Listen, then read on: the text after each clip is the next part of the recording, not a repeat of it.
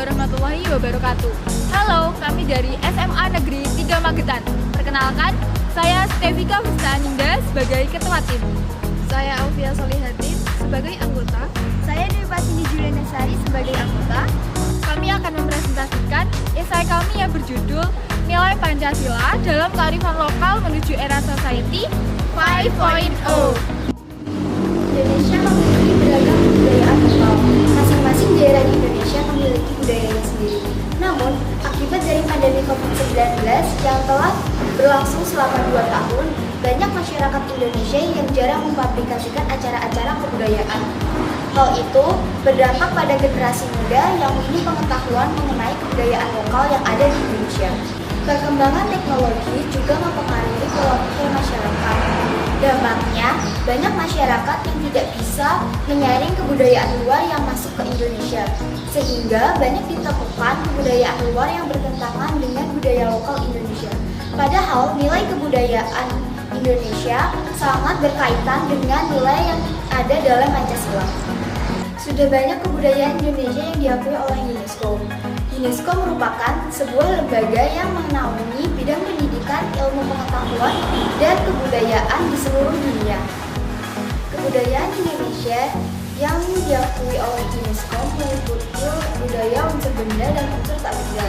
Indonesia memiliki banyak unsur benda, salah satunya adalah Candi Borobudur.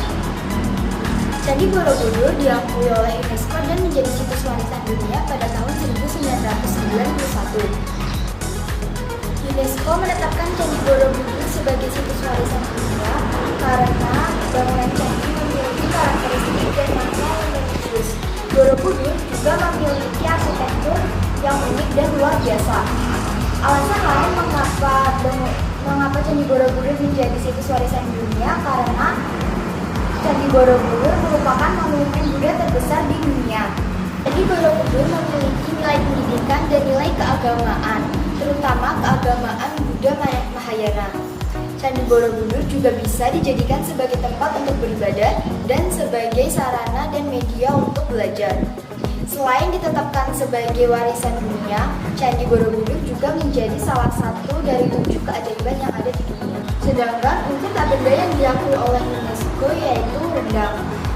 UNESCO menetapkan rendang menjadi warisan budaya tak benda pada tahun 2013. Alasan rendang menjadi budaya tak benda karena proses pengolahannya yang cukup lama. Mengolah rendang biasanya memerlukan waktu 4-6 jam hingga mengubah santan menjadi rendang. Karena ciri khas rasanya, rendang pernah menempati posisi sebagai makanan terenak di dunia versi CCM Travel pada tahun 2011 dan 2021. Keanekaragaman budaya di Indonesia sangatlah beragam, seperti halnya upacara adat Larung Sesaji yang ada di Sarangan.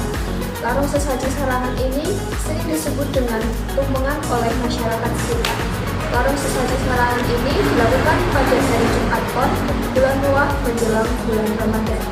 Ciri khasnya yaitu tumpeng gono bahu yang tingginya 2,5 meter dan beratnya 50 kg.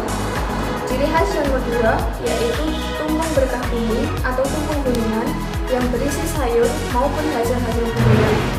Dalam upacara tersebut tentu saling berkaitan dengan penerapan nilai dalam butir Pancasila. Yang pertama adalah nilai ketuhanan, yaitu kepercayaan warga terhadap adat dan tradisi yang masih kental. Masyarakat percaya bahwa jika upacara tersebut tidak dilakukan dengan baik, maka bencana alam akan menimpa. Selain itu, Larung Sesaji merupakan bentuk rasa syukur warga terhadap karunia Tuhan Yang Maha Esa yang dilimpahkan selama ini. Yang kedua adalah nilai kemanusiaan, yaitu pada saat upacara berlangsung, masyarakat tidak membedakan status sosial. Semua berhak mengambil sayur-sayuran dan hasil-hasil bumi yang ada pada tumpeng berkah bumi ataupun tumpeng gunungan. Yang ketiga adalah nilai persatuan. Dalam upacara adat tersebut, tentunya membutuhkan persatuan warga yang tinggi. Karena dalam pembuatan tumpeng, ritual membawa tumpeng, dan sebagainya itu tidak lepas dari kerjasama antar warga sekitar. Yang keempat adalah nilai permusyawaratan rakyat. Musyawarah sangat berkaitan dengan persatuan. Apabila kesepakatan sudah terjadi, maka semangat gotong royong akan terjalin dengan baik. Yang kelima adalah nilai keadilan sosial. Hal ini berkaitan dengan sila kedua. Sebagai contoh, upacara adat tersebut, masyarakat tidak membedakan status sosial siapapun. Seluruh masyarakat mempunyai hak yang sama dalam mengambil sayuran ataupun buah-buahan yang ada di tumpeng berkah bumi. Berikut adalah cuplikan video tentang upacara adat Larung Sesaji yang ada di Desa Sarangan.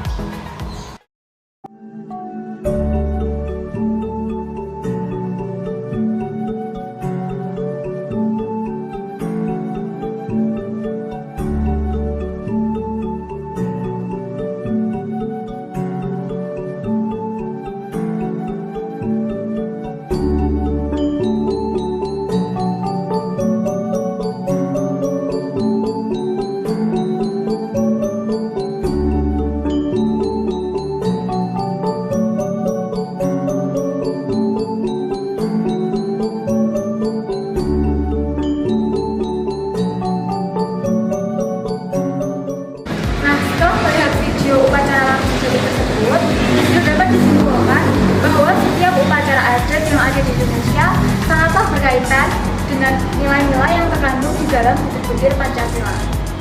Di era revolusi industri 4.0, semua pekerjaan manusia dilakukan dengan digitalisasi. Banyak teknologi informasi yang berkembang di era ini. Hal inilah yang mengharuskan manusia untuk memahami perkembangan teknologi. Tanpa disadari, teknologi yang terus berkembang mengakibatkan sifat masyarakat menjadi lebih individualis. Hal tersebut juga berdampak kepada generasi muda yang minim akan pengetahuan mengenai kebudayaan yang ada di daerahnya sendiri. Dalam mengatasi sikap masyarakat yang semakin luntur akan budaya, ada gagasan baru yaitu gagasan di era revolusi industri 5.0. Era ini dibuat dengan tujuan untuk menyempurnakan era sebelumnya, yaitu era revolusi industri 4.0. Era ini mengedepankan teknologi tanpa memikirkan dampaknya. Padahal dampak yang dihasilkan melalui era ini sangatlah besar. Pentingnya memanfaatkan teknologi informasi dengan baik merupakan salah satu upaya untuk mengatasi lunturnya sikap masyarakat yang sudah mulai acuh terhadap budaya. Salah satu pemanfaatan teknologi yang baik yaitu dengan menggunakan teknologi untuk memperkenalkan lokal wisdom kepada masyarakat luas hingga mancanegara melalui sosial media. Saat maraknya perkembangan teknologi saat ini, tentunya kita harus belajar untuk melihat dunia dari dua sisi yang berbeda.